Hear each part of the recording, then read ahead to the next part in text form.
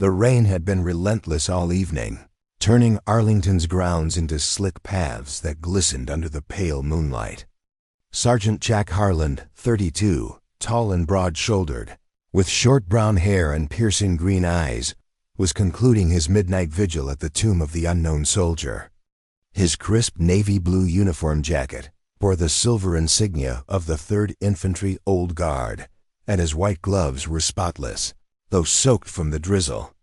The air smelled of wet magnolia and cold earth. Heavy with the silence of the cemetery, walking along his usual perimeter near the Kennedy gravesite. Jack noticed a faint sound, a soft, ragged whimper carried by the wind. Pausing, he scanned the shadowed underbrush, bayonet at his side, instinctively alert. A small figure emerged, curled and barely visible through the ferns. Approaching silently, Jack crouched. A 10-year-old girl, curly hair matted with mud and blood, her pink raincoat torn, lay half-hidden. Her arm was twisted unnaturally, and a dark gash stained her jeans crimson. His combat medic training kicked in. 2 gloved fingers pressed against her neck, pulse weak, breaths shallow.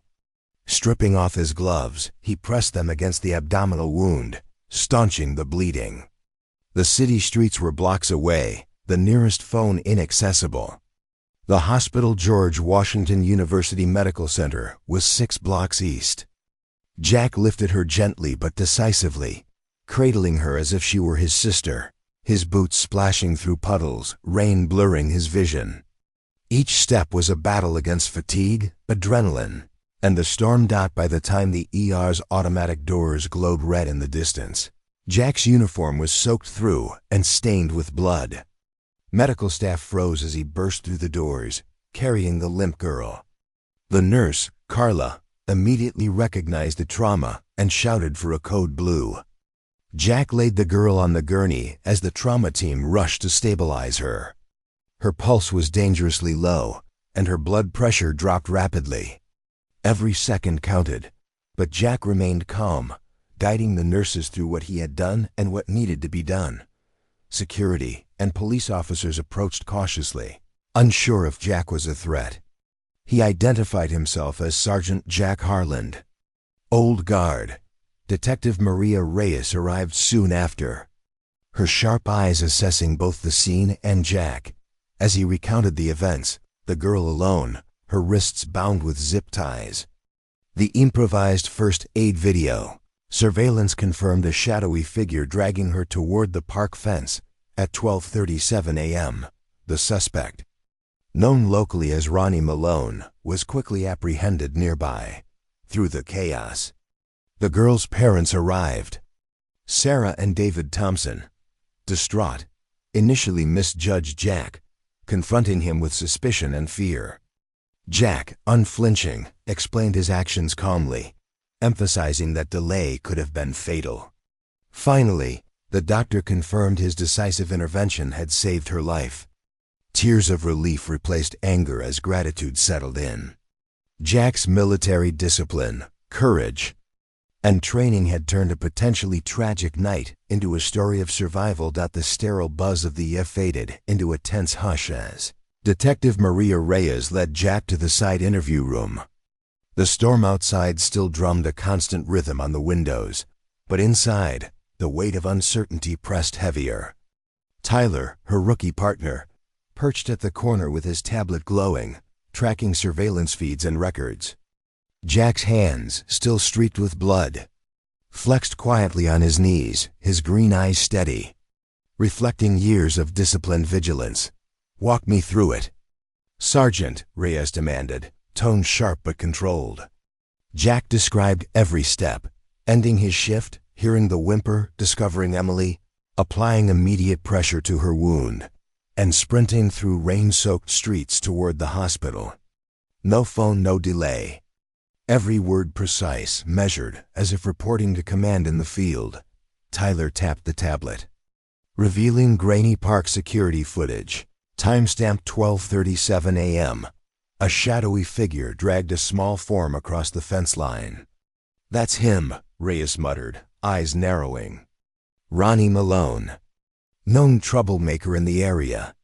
David and Sarah Thompson arrived soon after, summoned by the hospital. Relief and suspicion battled across their faces as they approached Jack, initially mistaking his blood-stained uniform for evidence of harm. "Where's my daughter?" David demanded, fists clenched. Jack's calm gaze met theirs. "She was alone, critically injured. I brought her in as fast as possible." Sarah's tears blurred her vision. Gratitude wrestled with fear. Reyes stepped between them, smoothing tension. While Tyler continued scanning feeds for corroboration, Jack recounted every detail about Emily's injuries: zip ties cut, abdominal laceration, broken arm, and signs of shock. His improvisation had bought crucial minutes. The footage confirmed his story. Ronnie had abducted the girl but panicked when she screamed, ultimately releasing her. Within minutes, the suspect was apprehended. Emily's phone, found in his pocket, sealed the chain of events. Relief cascaded through the room as parents finally grasped that their daughter was safe. And it was Jack's swift intervention that had made it possible. Once the suspect was in custody, Jack returned to the ER, still bloodied but composed. Dr. Ellen Vasquez, Latina, 50, scrubbed and battle-hardened, confirmed Emily's condition was stable, her laceration repaired, her broken arm pinned. "Whoever applied that dressing bought us the minutes we needed," she said softly, nodding at Jack. For a moment, the sterile hospital walls seemed less intimidating, filled instead with quiet admiration for the sergeant who had acted decisively in a crisis. Outside, the rain began to wane, leaving streets glistening under the early morning glow. Jack's presence, once viewed with suspicion, had transformed into one of awe and gratitude. Even the Thompsons understood that the old Guard soldier, unassuming yet resolute, had turned a night of terror into one of survival. By the time Emily woke, her first words were for him. You carried me," she whispered. Jack's stoic demeanor softened, kneeling beside her bed. "We both fought that night, kid. You hung in there." The connection was quiet but profound, a bond forged through courage, discipline, and trust. And as the sun crept over Washington, D.C., Jack felt the heavy mantle of duty lift slightly. Knowing one life had been saved through a choice to act rather than turn away. C.H. hung 3. Into the night, English. 700 words. The city streets of Washington, D.C. were slick with leftover rain, reflecting sodium lamps and neon signs in molten streaks. Jack left the hospital quietly, his uniform still damp, streaked with Emily's blood, boots squelching on the wet pavement. Even as adrenaline ebbed, his body remained alert, reflexes tuned from years guarding both monuments and fellow soldiers in combat zones. The streets were empty, save for late-night joggers and the occasional cab. Splashing through puddles, he replayed the night in his mind, the sudden cry, the girl huddled in ferns, the instinct to act immediately without hesitation. Each decision, how to apply pressure, the route to the hospital, the timing of every step had been a calculation of life and death. Turning corners, Jack imagined what might have gone wrong if he'd hesitated. The thought was enough to tighten his jaw. This wasn't a battlefield, yet the stakes felt identical, a human life hanging in the balance. Jack's mind wandered briefly to Arlington, the eternal flame of the tomb of the unknown soldier glowing in the pre-dawn mist. Duty, honor, sacrifice, words drilled into every old Guard recruit. But here, they were more than ritual. They were lived in every step and choice. He felt the weight of history on his shoulders, the ghosts of those he had honored in silence watching. It was both humbling and motivating, a silent affirmation of why he could never turn away. A flicker of movement caught his eye near the park perimeter. Jack froze, instincts flaring. A figure in a hoodie lingered at the edge, partially concealed by shadows. His body tensed, prepared to intervene, but the figure didn't approach. Jack noted every detail, posture, gait, hand placement. Experience whispered that danger often hid in plain sight.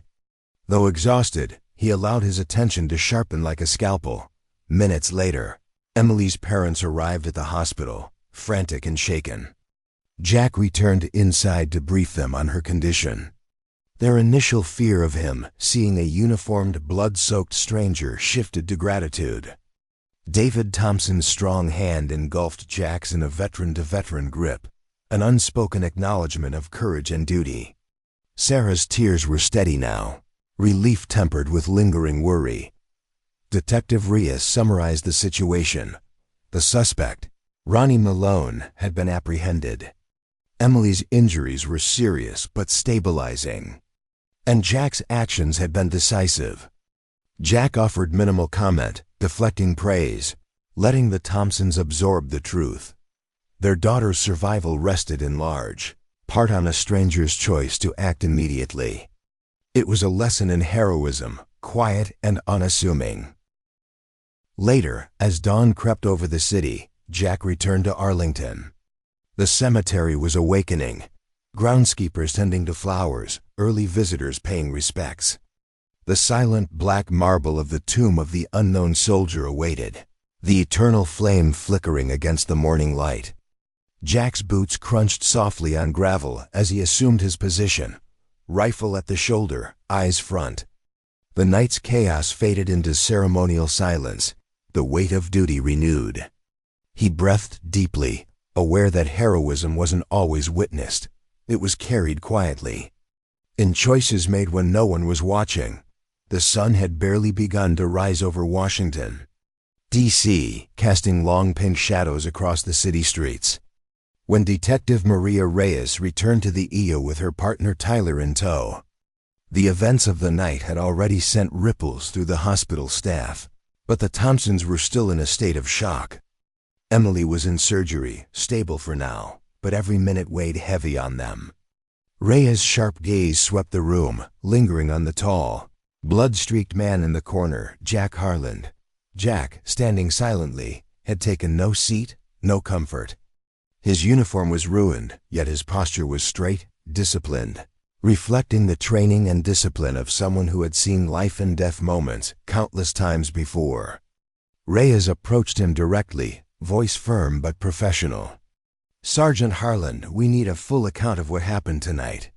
He nodded, eyes steady, recounting each step, his patrol near the park, the faint cry, finding Emily alone, her injuries, and his immediate actions. Every detail was precise, practiced, almost surgical in delivery. He described the zip ties, the improvised dressing, the sprint to the hospital, the exact route, and how he calculated every second to save her life. Reyes and Tyler scribbled furiously, cross-referencing every detail with emergency reports and park security footage. Minutes later, the story began to solidify. Park cameras caught the suspect, Ronnie Malone, dragging a small figure near the ferns. Time-stamped 12:37 a.m. The grainy footage showed a lanky man in a hoodie, white sneakers flashing as he pulled the child toward the fence. The Thompsons' faces paled as recognition set in. Emily had been lucky. The danger had been real, and Jack had intervened decisively. Within the hour, Malone was in custody, his pockets revealing Emily's phone, confirming the sequence of events. Reyes allowed the Thompsons to finally breathe, explaining that their daughter's injuries had been stabilized, the threat neutralized, and that Jack's actions had ensured she survived. Relief washed over the room, mingled with lingering awe and gratitude for the silent guardian who had acted without hesitation. Jack, however, remained distant, reflective. His mind drifted briefly to past losses, the sister he had once failed to save in Detroit, the oath he had made to never turn away again. In Emily, he saw the spark of resilience that reminded him why he served, why he held the line, why a silent choice in the night could mean everything. Though no parade awaited him, the quiet acknowledgement in the eyes of the Thompsons, and even the respect of Reyes, was enough. Heroism, he knew, often came without applause. As the morning stretched into a busy day, Jack returned to Arlington, resuming his watch at the tomb of the unknown soldier. The cemetery was calm, dignified, and alive with early visitors paying respects. The events of the night lingered in his mind, not as trauma, but as affirmation that courage, honor, and action could exist quietly, without recognition, and still change the course of a life. By mid-morning, Emily was awake in her recovery room, her small frame propped up on pillows, an arm in a bright blue cast decorated with doodles from the nurses. Her brown eyes flickered with curiosity and residual fear, but they brightened the moment she spotted Jack standing nearby, careful not to crowd her. You're the Carey guy," she whispered, voice scratchy but determined. Jack eased into the chair beside her bed, his tall frame dwarfing her tiny form. Yet his presence radiated calm and reassurance. Her parents, David and Sarah Thompson, hovered close. A mix of relief and lingering anxiety etched on their faces. Sarah's hands trembled slightly as she clutched the edge of Emily's blanket, while David's protective stance never wavered. Jack offered Emily a soft smile, acknowledging her bravery, and spoke gently. "Nah, you saved yourself, kid. Fighting like a Marine." Emily managed a weak grin, fingers brushing against his blood-stained sleeve, leaving tiny streaks of her own pink-painted nails. The room hummed with a quiet warmth as Vasquez, the attending surgeon, entered to check vitals and update the family. Emily's pulse was steady, breathing easier, a testament to Jack's quick, decisive actions the night before. Vasquez nodded at Jack, silently conveying respect and gratitude for his battlefield-trained intervention.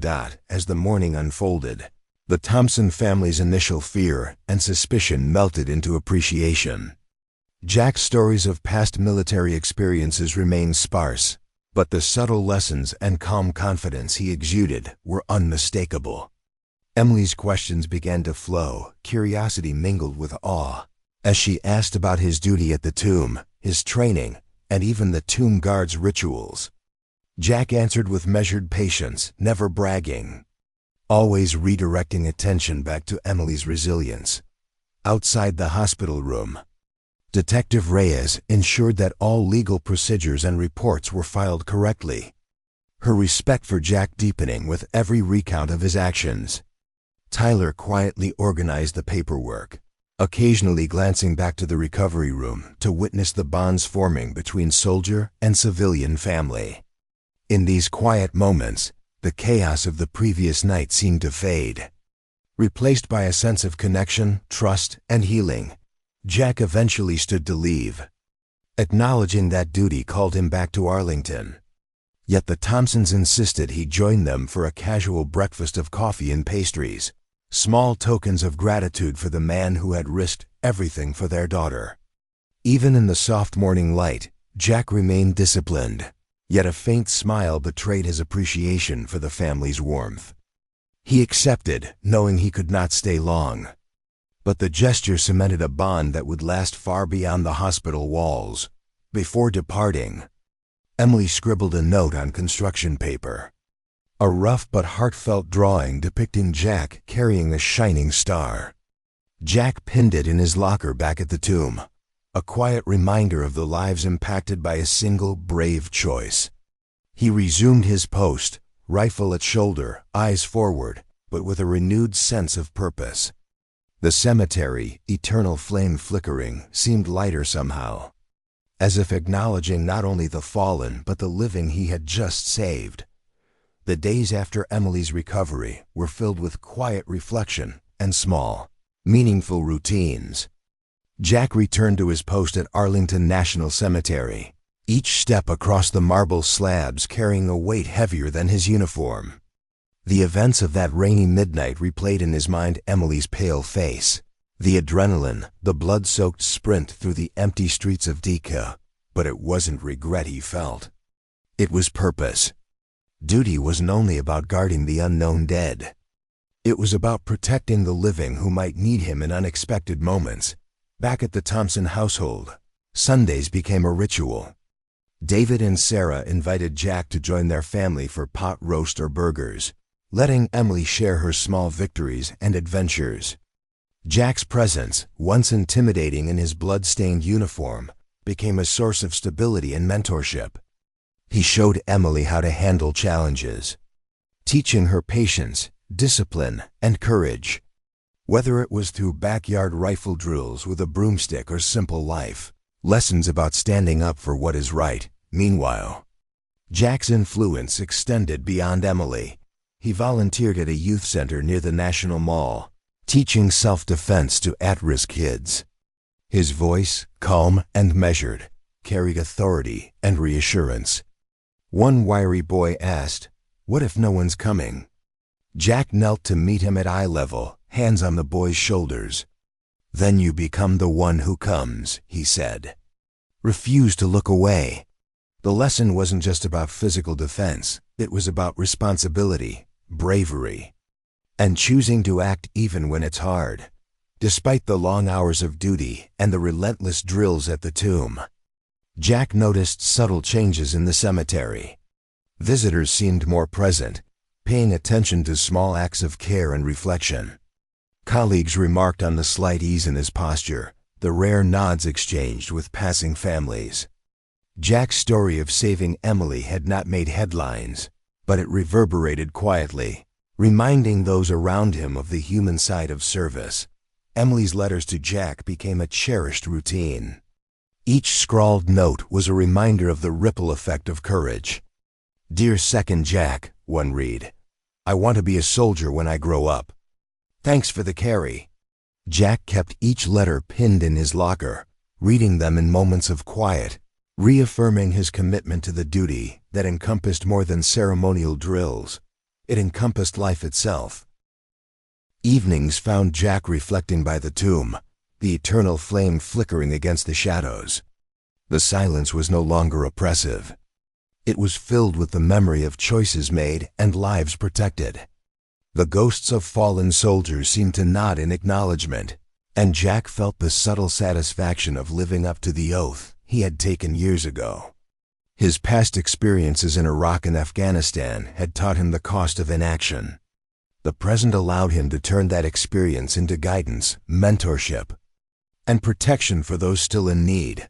Through these quiet acts, Jack's legacy grew not through medals or recognition, but through the lives touched and the courage instilled in others.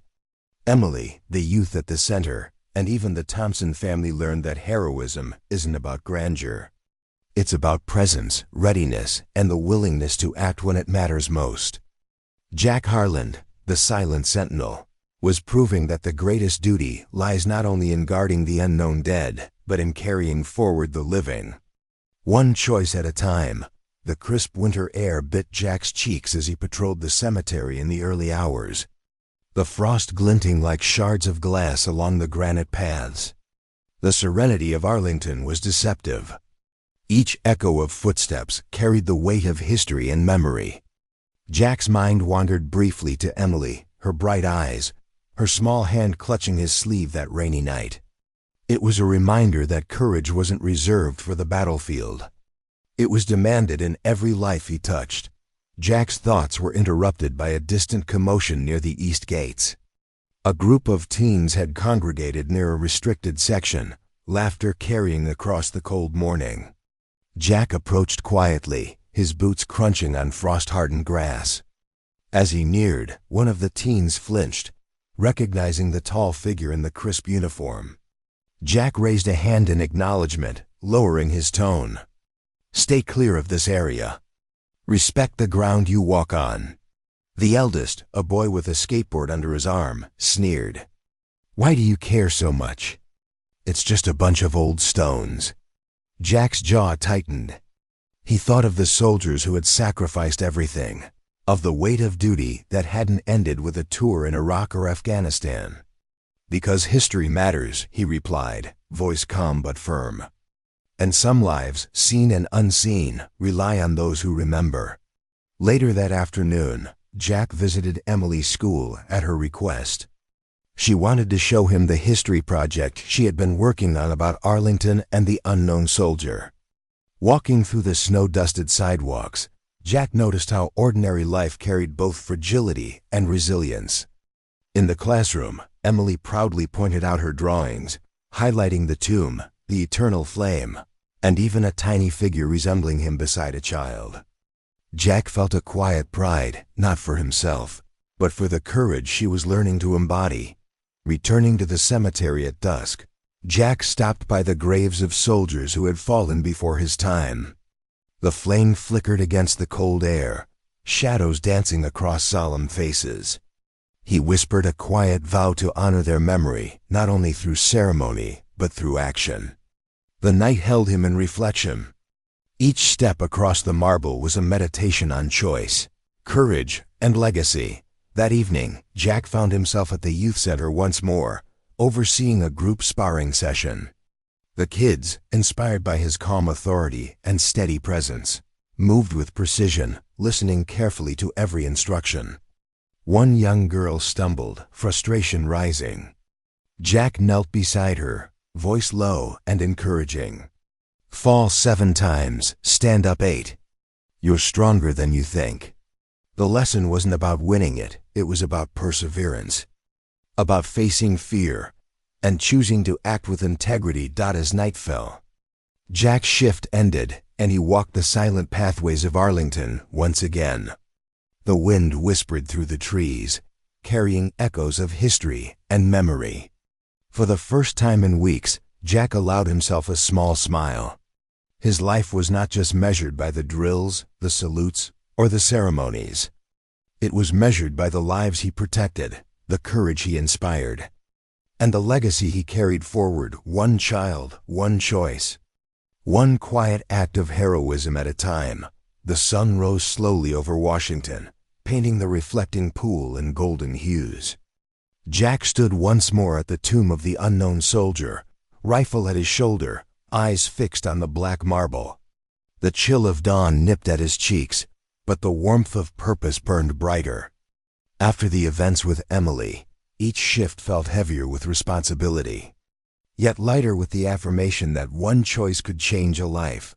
Back at the barracks, Jack sorted through his ruined uniform, now permanently stained with a memory of courage. The quartermaster eyed the crimson splotches. "Hell of a night," he muttered. Jack offered only a nod. To him, duty was silent and measured not applause or accolades. Yet the echoes of gratitude lingered, not just from Emily or her family, but from the countless unseen lives he swore to protect. Later that morning, Jack visited the Thompson residence for a brief breakfast invitation they had insisted upon. Emily, energetic as ever, practically bounced into the room, dragging Jack toward the table. David grilled breakfast with the precision of a vet accustomed to routine, Sarah's laughter filling the corners of the house. Jack felt a rare ease among civilians, a stark contrast to the rigid formality of Arlington, yet no less meaningful. He realized that heroism was sometimes measured in quiet moments, shared smiles, reassurance, and presence. As the day progressed, Jack returned to Arlington for ceremonial duties. He led the changing of the guard, each movement precise, each salute executed with unwavering commitment. Yet, beneath the rhythm of drills and reef-laying, his mind replayed the night of Emily's rescue. The memory of her clutching his sleeve, the weight of her small body against him, reminded him that courage and responsibility were inseparable. Every fallen soldier's legacy lived on in the choices of the living. That evening, Jack volunteered at the youth center once more, instructing children in self-defense and situational awareness. One boy, wiry and hesitant, asked in a quiet voice, "What if no one comes?" Jack knelt to meet his gaze. "Then you become the one who does. Never turn away." The lesson, simple yet profound, echoed the same principle that guided Jack's life. Courage is action, not recognition. As night fell, the cemetery lay quiet, shadows long and unbroken. Jack walked its paths slowly, reflecting on the invisible threads connecting past and present. Each monument, each grave, each echo of sacrifice demanded mindfulness, empathy, and action. He paused by the tomb, fingers brushing the eternal flame. A silent vow formed, to carry forward the legacy of service, to protect the innocent, and to never look away. No matter how small the life, no matter how dark the night.